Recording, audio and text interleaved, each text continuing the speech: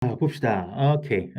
일단 그 코로나의 영향은 뭐 아주 간단해요. 제가 이건 딱 두 가지만 여기서 가져왔습니다. 뭐 기대는 좀 있을 수 있어도 굉장히 간단한 얘기예요. 코로나 영향이 분명히 있죠. 뭐 여러 가지 영향이 있는데 그중에 가장 두드러진 거는 가장 인트레스팅한 거, 흥미로운 거는 acceptance rate이 학교마다 특히 제가 좀 이따 말씀을 드릴 텐데 학교마다 조금씩 변화가 있었어요. 근데 보시면은 이런 학교들 이건 어떤 학교들인지 한번 잘 생각을 해 보세요. 지금 합격률이 2007년, 2017년 그러니까 여기서는 이제 10 년의 차이가 있죠. 10 년의 차이가 있고 어떻게 변했는지를 이제 트렌드를 보시면 됩니다. 그리고 18년, 19년 그다음에 작년이에요. 그쵸? 근데 여기에 제가 추가를 못한 곳들도 있어요. 예를 들어서 UC 계열들은 아직 통계가 안 나와 가지고 제가 넣지를 못했는데 자 보시면 다 내려가요. 그쵸? 브라운 같은 경우에도 8.3, 7.2, 6.6 근데 소폭 상승을 합니다. 그쵸? 콜ум비아도 마찬가지 5.8, 5.5, 5.1 근데 6.1이 돼요. 그쵸? 10.5 코넬, 10.7 미세하게나마 다 올라가요. 듀크도 그렇죠.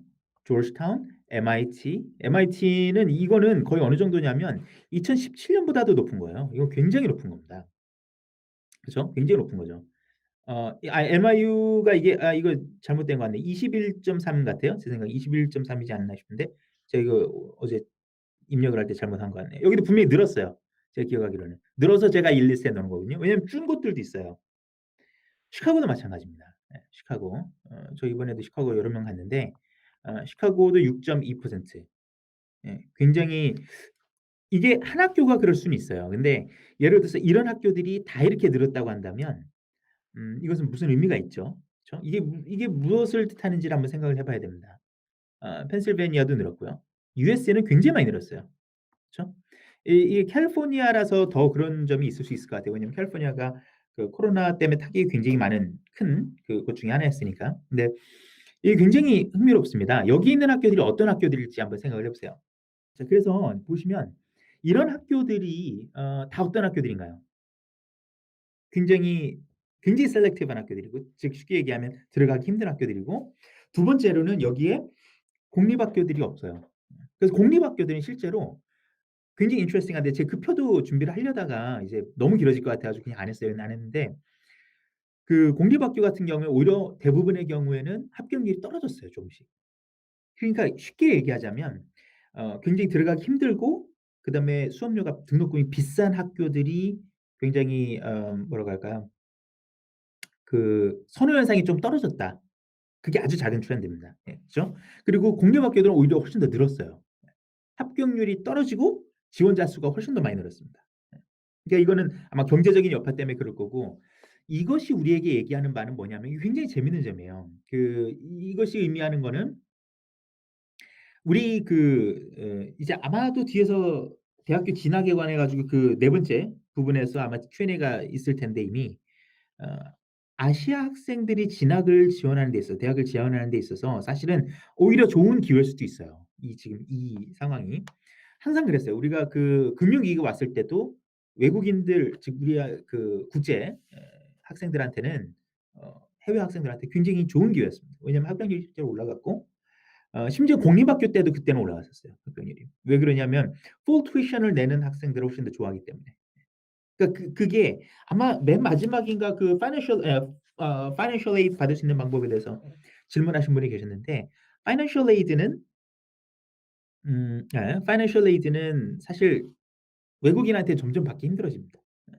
왜 그러냐면 그 financial aid에 대한 어떤 이런 재정적인 압박이 심하면은 항상 full tuition을 낼 만한 학생들을 뽑기 때문에 그게 미덕인 거예요, 사실은. 아이러니하지만. 그래서 사실 이것들이 우리에게는 어떻게 보면 좋은 기회일 수도 있고 좋은 학교 일반 미국 사람들이 부담스러워하는 그런 학교를 지원하는 것이 어 오히려 우리한테는 유리할 수도 있어요. 부담스러워하는 곳을 지원하는 것이. 굉장히 흥미로운 점이었고 사실 이렇게 뭐 이런 좋은 대학들이 1년 만에 이렇게 증가하는 것은 유의미하게 증가하는 것은 거의 처음이지 않나 싶어요. 지난 한 10년 동안에. 지금 보시면 아시잖아요. 그죠? 그래서 2007 년도도 저희가 이제 해 드렸는데 2007 년도에 보시면은 그래서 시카고 같은 경우에 3분의 1 이었습니다, 합격률이 2007 년에. 근데 지금은 이제 거의 뭐 16명 중에 1 명, 3명 중에 1 명이 붙던 거를 16명 중에 1명 정도가 이제 합격한다는 거거든요. 근데 그게 원래는 이제 쪼금씩 줄기 때문에 한 5.7 뭐 이 정도 됐을 거예요. 근데 그게 합격률이 저렇게 늘었다는 건 굉장히 의미가 있죠. 그리고 이게 사실은 좀 더 세부적으로 들어가면 어 ED에서 굉장히 많이 갈립니다. 그 대학교들이 사실은 그 admission을 계획할 때 있어서 ED가 가장 중요한 요소예요. 사실 ED를 안 하고 EA를 하는 곳은 그렇게 많진 않아요. 그쵸? 우리가 뭐 예를 들어 시카고라든지 아니면은 뭐 미시간이라든지, 그쵸? U of M 이런 데는 early action이잖아요. 그리고 이제 single choice early action이라는 곳이 있죠. 이제 일반적으로 우리가 얘기하는 하버드, 예일, 프린스턴, 그다음에 스탠포드도 single choice early action이에요. 근데 이런 것들이 거의 적어요. 그 웬만한 EA는 대부분 대부분 학교들이 안 합니다. 보통 어디가 하냐면 이제 주립대 이런 데들이 많이 해요. 근데 그 이유는 뭐냐면 이 뒤에서 사립대학교들은 최대한 합격하면 무조건 온다는 애들을 최대한 많이 뽑아 놓고 그다음에 레귤러에서 이제 그 정말로 뭐라고 할까요? 정말로 뽑고 싶은 애들을 뽑는 거거든요. 그래서 ED의 합격률이 현저하게 달라요, 실제로 보면. 여기에 존스 홉킨스가 통계는 없네요. 존스 홉킨스가 아마 줄었을 거예요, 제가 알기로는. 2020 년에 쪼금 줄었어요. 그래서 제가 여기 포함을 안 시켰던 건데 존스 홉킨스 같은 경우에는 그 학생들의 한 48%를 ED로 뽑아요. 예. 48% 정도를. 그러니까 그 얘기는 뭐냐면은 나머지 뭐 합격률이 높으니까 예를 들어 가지고 50%를 뭐 ED에 지원한 5천 명 중에서 뽑고 2만 명이 지원한 레귤러에서 나머지 50%를 뽑는다 이렇게 보시면 됩니다. 그러니까 실제로 합격률 자체는 굉장히 큰 차이가 나죠. 물론 이 ED, EA도 제가 예전에도 많이 말씀을 드렸었는데 아마 그 유튜브 방송에도 제가 찍은 게 있을 거예요. 뭐였냐면 이 early의 합격률에 속으면 안 돼요. 왜냐면 여기에는 우리가 계산을 못하는 두 가지 그룹이 들어가 있어요. 그거는 뭐냐면 하나는 레가시고요. 레가시. 두 번째로는 애슬레틱입니다. 그래서 이 두 개를 사실 계산을 해 보면 정원이 적은 학교들은 사실은 ED, E에는 거의 의미가 없어요.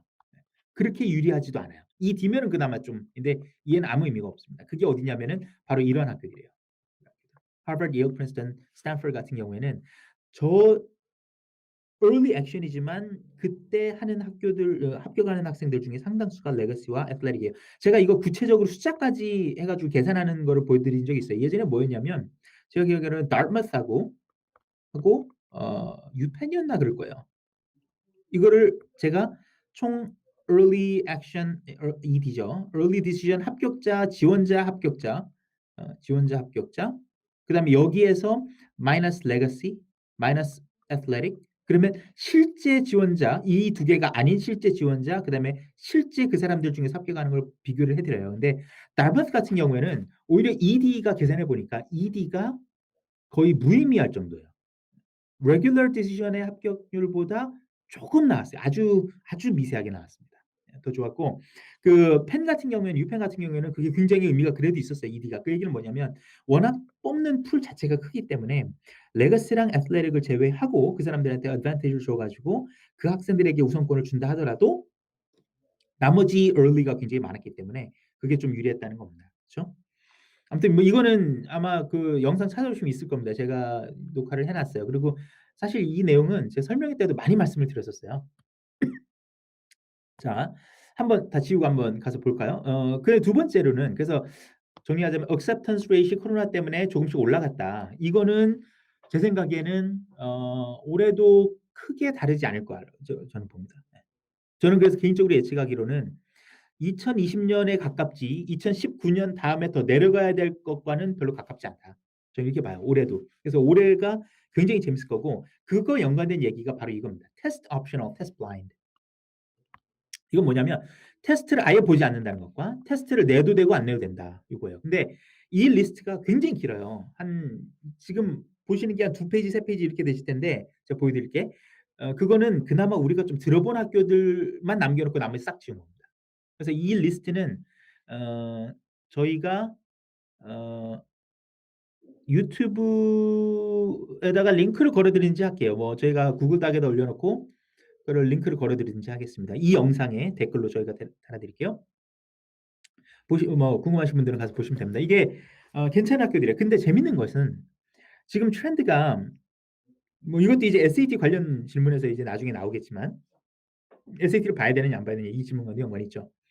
근데 보면은 이 코로나 때문에 SAT가 굉장히 많이 캔슬됐잖아요. SAT도 그렇고 미국에서도 특히 미국에서 많이 캔슬됐죠. 그 굉장히 좀 당황했었는데 그 캔슬되고 또 시험을 보지 못한 학생들이 많다 보니까 대학교들이 테스트 옵셔널이라는 걸 이제 도입을 했었어요. 근데 에머스 같은 경우는 2020년이에요. 맵슨 같은 경우에는 여기 버스턴에 학교죠. 22, 23, 24까지도 한다는 거거든요. 그래서 여러분들이 지금 보셔야 될 것은 두 가지입니다. 하나는 대학교들이 왜 why test optional 이거를 먼저 보셔야 돼요. 첫 번째. 두 번째로는 어떤 학교들이 permanent 하게 하느냐. 그걸 한번 보시면 됩니다. 그래서 여러분들도 한번 보세요. 제가 permanent 한 거랑 뭐 2022년, 23년 요까지를 먼저 한번 골라내 보죠. 이게 굉장히 많습니다. 리스트가 길어서. 그래서 제가 여러분들이 좀 관심이 있을 만한 그래도 좀 좋은 대학교들 뭐 바나드도 23년까지네요. 그죠? 제가 permanent 한 거는 뭐 이렇게 동그라미 쳐 드릴게요. permanent. 이것도 보스턴 컬리지도 2022년까지 어 옵셔널이고요. 보스턴 유니버시티도 그렇고요. 보든 컬리지가 permanent네요. 그죠? 브랜다이스도 permanent. 그러니까 결국에는 뭐냐면 이런 학교들이 이제 테스트를 내도 되고 안 내도 된다라는 겁니다. 브라운은 이제 22년까지입니다. 그렇죠? 그러니까 지금 유예 기간을 많이 둔 거예요. 브린마을 같은 게 permanent 하네요. 그래서 되게 재밌는 점입니다. 저는 이거 너무 흥미롭다고 봤는데 뭐 이게 뭐 미술 학교니까 당연히 그렇죠. caltech 같은 경우도 22년까지요. 그 사실 우리가 생각해 보면 뭐 이따 또 나오겠습니다만 다른 학교들과 왜 어떤 학교들은 22년까지 아니면 23년까지 하고 어떤 학교들은 왜 permanent 하냐. 여기도 보시면은 다 22, 22, 23 그죠? 클라르먼트 22년, 23년 그다음에 콜ум비아도 22년이네요. 쿠퍼 유니언도 22년. 그렇죠? 코넬도 22년, 다르마트 22년. 그러니까 결국에는 지금 보시면은 여기에 죄송합니다. 뭐 콜ум비아라든지 다르마트라든지 코넬이라든지 저 아이비 리그 학교들 위주로 보면은 뭐 에머리도 22년, 듀크도 22년. 그렇죠? 디킨슨 컬리지 같은 경우는 퍼머넌트인데 one year test blind 해보고 그다음에 그걸 연장할 수도 있다. 뭐 이렇게 얘기하는 데이비슨 컬리지도 그렇고요. 보시면은 데이비슨 컬리지, 디킨슨 이런 거 다 이제 liberal arts예요. 주로 지금 보시면 그렇죠? 이건 art school이고 브린마르도 liberal arts죠. 그렇죠? 보시면 그리널도 사실 liberal arts는 22년입니다. 뭐 조지 워싱턴 그렇고 해밀턴 스몰 컬리지, 하버드도 22년. 그렇죠? 하버드만 공대로 굉장히 좋죠. 여기도 22년입니다. 해버포드도 23. 그렇죠? permanent. 인디애나 유니버시티 블루밍턴 같은 경우에 존스 홉킨스도 22년, MIT도 22년이에요. 그렇죠? 근데 재밌는 거는 여기 캘텍 같은 경우도 22년이고 이제 MIT도 22년입니다. 근데 사실 캘텍이나 MIT에 가는 학생들 아니면 예를 들어서 이제 뭐 이런 좋은 뭐 노스웨스턴이라든지 또 어디가 있을까요? 우리가 알 만한 학교들 프린스턴 22년. 그렇죠? 로드아일랜드 이것도 아트스쿨이니까 permanently test optional. 사실 정말로 철폐하려면 어디처럼 해야 되냐면 여기처럼 해야 돼요. 그렇죠? 테스트 옵셔널로 가다가 이게 웃기는 게 테스트 옵셔널이 지금 소송이 걸렸어요. 그래 가지고 이 테스트 옵셔널인 게 지금 시도를 하고 있는데 그게 테스트 블라인드로 가겠다는 것이 소송이 걸려 가지고 사실 정확하지는 않습니다. 25년부터는 자체적인 시험을 만든다고 하는 거예요. 캘리포니아는. 그렇죠? 시카고는 독특하게도 퍼머넌트합니다. 영구적으로 테스트를 내도 되고 안 내도 된다. 저 터프스도 23년, 텍사스 A&M, 시러큐스. 그렇죠? 지금 보시면 스미스 컬리지, 리버럴 아츠 컬리지죠. 퍼머넌트합니다. 그렇죠? 자, 여기 왜 그런지 저의 생각을 좀 이따 말씀을 드릴게요. 얼버나 샴페인 여기는 뭐 22년이네. 이건 솔직히 좀 의외였어요. 예. 유펜 같은 경우도 아이빌리그도 22년까지입니다. 그러니까 아이빌리그들은 다 22년까지예요. 23년이나 뭐 예일도 그렇고요. 22년. 그렇죠? 월슬리도 22년, 웨이크 포레스트 퍼머넌트, UVA 23년까지. 13년이네. 좀 독특하네요. 텍사스도 그렇고요. USC도 23년, 노틀데임도 23년까지. 사실 이게 재밌는 점이 제가 보기에는 브라운이 있었나요? 여기? 브라운이 브라운이 있었어야 되는데 여기 있네요. 22년. 그러니까 아이비리그는 다 22년이에요. 지금. 사실 이거를 왜 그러면은 테스트 옵션을 할까? 첫 번째. 그다음에 만약에 테스트 옵션을 한다면 why not test blind? 그리고 궁극적으로는 그냥 test blind permanent 이런 걸 왜 안 할까? 테스트 옵셔널 퍼머넌트는 있어요. 그죠? 나름. 근데 테스트 블라인드 퍼머넌트는 거의 없습니다. 그게 진정으로 SAT를 내지 마. 우리는 그냥 안 봐. 그거 내도 니네 우리는 감안하지 않을 거야라는 거거든요. 그러면 왜 그럴까를 생각해 봐야 됩니다. 사실 대학교들이 가장 무서워하는 것은 좀 전에 그 위에 있는 이 결과에서 보시듯이 가장 무서워하는 것이 뭘까요? 미국 대학교들이 가장 무서워하는 거. 사실 가장 무서워하는 것은 도네이션을 주는 거예요. 그렇죠? 그 동문이라든지 지역 뭐 기업이라든지 뭐 어떤 이런 뭐 재벌들 이런 굉장히 부유한 사람들에게 받는 그 도네이션을 주는 겁니다. 근데 그 도네이션을 내 영향을 미치는 것이 왜냐하면 그 미국 대학교들은 도네이션이 거의 1년 운영비의 거의 뭐 한 3분의 1에서 많게는 반 정도 돼요. 굉장히 많습니다. 가버먼트에서 제가 기억하기로는 콜ум비아 같은 경우가 25%가 가버먼트 그랜트고요. 절반 정도가 도네이션이에요. 이거는 제가 학생일 때 봤으니까 뭐 몇십 년 전 얘기죠. 근데 아마 지금도 크게 다르지 않을 거라 생각을 합니다. 근데 실제로 그랬어요 그때. 25% 정도 24%인가가 제가 기억하기로는 튜이션이었어요. 사실 학생들한테 돈 받아서는 지출에 뭐 거의 커버가 안 되는 거예요. 네. 뭐 기숙사비 맨날 올리고 그러는데 그거는 사실 메인이 아니에요. 진짜 메인은 이 도네이션이거든요. 근데 도네이션에 영향을 미치는 것이 뭐냐면 학교의 reputation 이에요. 근데 학교의 reputation에 가장 영향을 미치는 것이 뭐냐면 사실은 두 가지입니다. 하나는 student selectivity라고 해 가지고 학생들이 얼마나 선호하느냐. 그 선호도예요. 그게 15%인가 US 뉴스 랭킹에 들어갈 거예요. 그러니까 학생들이 얼마나 선호하느냐. 예. 그게 10%가 selectivity고 5%가 yield rate이라고 해서 내가 100명을 합격을 시켜줬을 때 실제로 몇 명이 등록하느냐. 이게 사실 똑같은 거거든요. 그 두 개를 합쳐서 15%가 될 거예요. 그래서 대학교가 가장 무서워하는 것은 도네이션을 줄게 만드는 학생들의 선호도가 주는 거예요. 근데 학생들의 선호도가 주는지를 하려면 어떻게 해야 됩니까? 합격률을 낮춰야 돼요. 그렇죠? 근데 합격률을 낮추는데 우리가 받아야 될 정원이 예를 들어서 1,000명이다. 신입생이 1,000명이다라고 한다면 그 1,000명을 높이는 가장 좋은 방법은 뭘까요? 학생들이 지원을 많이 하는 겁니다. 네. 그래서 사실 대학교들이 그렇게 막 캠퍼스 투어 다니고 캠퍼스 투어 오라고 하고 막 그 페어, 컬리지 페어 같은 데 다니잖아요. 뭐 전국을 막 다니고 미국 해외도 가고 그러잖아요. 한국도 많이 오고 뭐 아시아도 다니고 그러는데 그 이유가 뭘까요? 거기에 정말로 뛰어난 학생들은 솔직히 그 한 학교에서 한 명이 합격할까 말까거든요. 그죠? 지원하는 애들이 없을 수도 있어요. 심지어는 지원을 해서 합격을 시켜놔도 안 올 수도 있어요. 그 중요한 건 뭐냐면 그런 데 오는 이유는 어차피 올 애들은 지원하는데 왜 굳이 오느냐 돈을 들여 가지고. 떨어질 애들을 최대한 많이 모으기 위한 거예요 사실은. 그게 가장 정확한 표현입니다. 대학교들은 뭐 '좋은 우수한 인재를 모으겠다.' 이거는 그다지 관심이 없어요. 물론 관심이 있겠지만 그것은 뭐 학교를 투어를 다닌다고 해 가지고 생기는 것은 아니거든요. 그죠? 뭐 정말 좋으면은 장학금 빵빵하게 줘 가지고 그냥 영입하면 돼요. 실제로 합격했을 때 전화해 가지고 연락을 해 가지고 "내가 이 학교를 A라는 학교에 진짜 가고 싶은데 B 학교에서 나한테 풀 튜이션을 줬다. 거기 어느 정도 매칭할 수 있겠냐?"라고 하면 해 줘요. 예. 더 줍니다.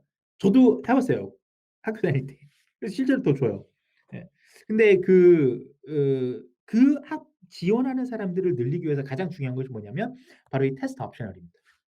제가 말씀드린 것처럼 코로나 때문에 테스트를 못 본 아이들이 너무 많았기 때문에 미국에서는 그리고 그것의 영향이 지금 저 합격률에 소폭 상승한 그 이유라고 저는 봐요. 분명히 그럴 겁니다. 그거는 뭐 아마 누구도 그렇게 의심하지 않을 일일 거예요. 그리고 왜 그러면 permanent 안 하냐? 옵션을 한다면 그건 이해가요. 그럼 왜 permanent 하게 안 하느냐? 간단합니다.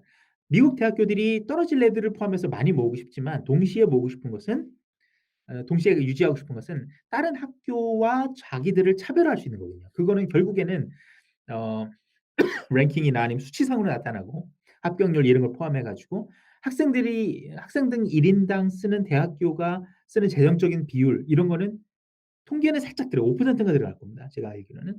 그런데 거의 의미가 없죠. 그리고 대학교들은 그걸 원하지도 않아요. 돈을 덜 쓰고 싶지 돈을 많이 써서 그 랭킹을 올리고 싶지 않습니다. 그렇기 때문에 다른 학교들보다 여기가 훨씬 더 높고 우수하다라는 것이 결국엔 이 보장이 돼야 도네이션으로 이어지는 거거든요. 그 좋은 학생들 모아서 빨리 창업해 가지고 빨리 졸업해 가지고 빨리 큰 돈 벌어 가지고 뭐 5천만 불 도네이트하기를 원하는 건데 학생들한테 뭐 2만 불씩 1 년에 받는 게 원하는 게 아니고요.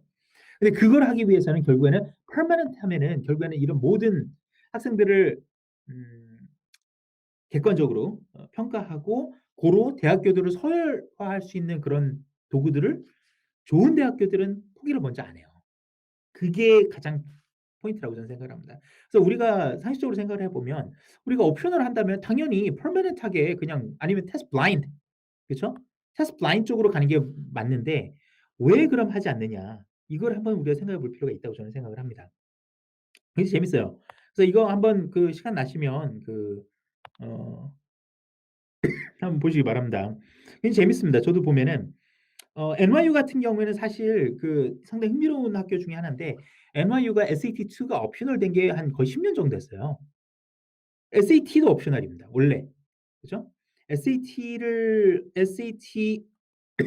내든가 아니면 SAT 2 뭐 2 개인가? 이렇게를 내는 거였어요 원래 NYU가. 굉장히 오랫동안 그랬어요. 근데 여기서도 재밌는 거는 다 냈죠 항상. 항상 다 냈어요 학생들이. 근데 이제는 SAT 자체를 못 보고 SAT2는 사실상 없어지니까 그러니까 결국에는 어떻게 가냐면 이제 옵셔널로 가는 겁니다. 굉장히 흥미로운 거예요. 아마 NYU 같은 경우는 그래서 아마 SAT2가 이제 폐지가 되니까 SAT1 쪽으로 다시 이제 아마 궁극적으로 가지 않을까 저는 생각을 합니다. 네 아무튼 트렌드는 있어요. 그리고 제가 여기에서 누락한 이 리스트보다 한 2배 정도 되는 그 긴 리스트에는 실제로 퍼머넌트하게 옵셔널 하는 학교들이 굉장히 많아요. 근데 그 학교들은 잘 아마 한 번도 안 들어보셨을 학교들이 많습니다. 그 리스트 자체는 굉장히 길되 우리에게 그렇게 큰 유의미한 도움을 주진 않는다. 요거